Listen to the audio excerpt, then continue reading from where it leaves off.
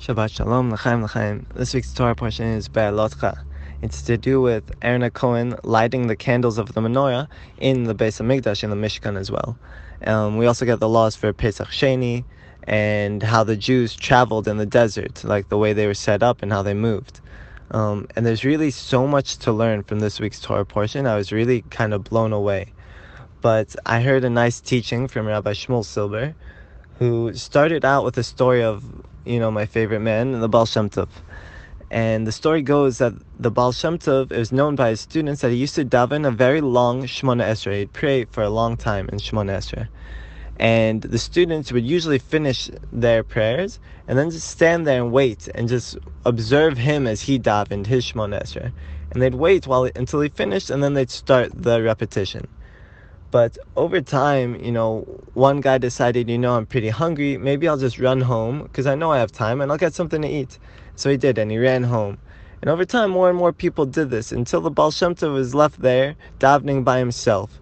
And all the students had left with the intention of coming back right before he finishes. And so one day, they all left. Everyone went home, they got something to eat. When they came back, the Baal Shem Tov was sitting down and he was studying. And they were a bit shocked. They said, Rebbe, we're so sorry we kept you waiting.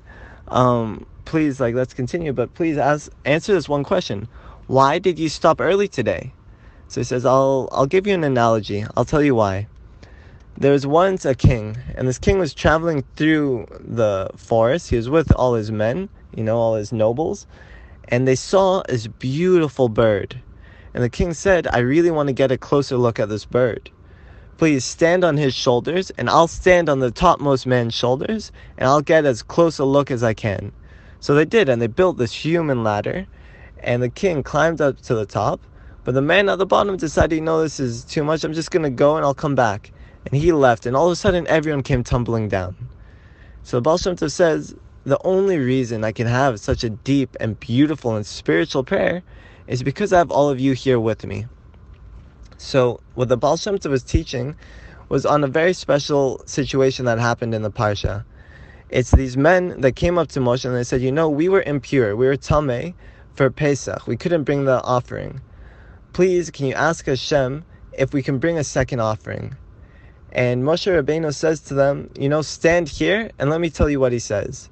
He could have told them, okay, go by your business, and I'll let you know what HaShem says. But he said, stand here, Amdu, stay here, and I'll let you know what HaShem says. And this is what the Baal Shem Tov was coming to teach.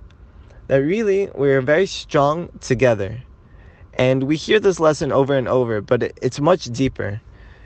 It's the idea of looking at your friends, looking at your family, looking at your neighbors with a good eye.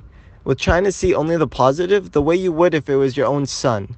You never see any blemishes in your own family, or in your children, or your best friend. You only see the positive. And you try to justify things and find excuses, because you'll make excuses for people you love, but not people you dislike. And if we were to do this with every person we saw, if we were to see the good, to take the positive, and to see the beautiful spark of holiness that's in every Jew, that's in every person, then we'd really raise each other up, and we'd really reach a higher place. And to be honest, I see this most in Israel. Israel maximizes the positive, they maximize the good qualities that every person has.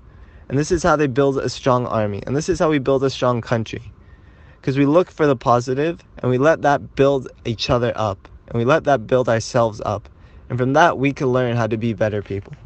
So Shabbat Shalom, we should merit to be better every day, to see the positive in every person, to see the positive in ourselves, and to really build a strong connection and unity within Israel. Shabbat Shalom.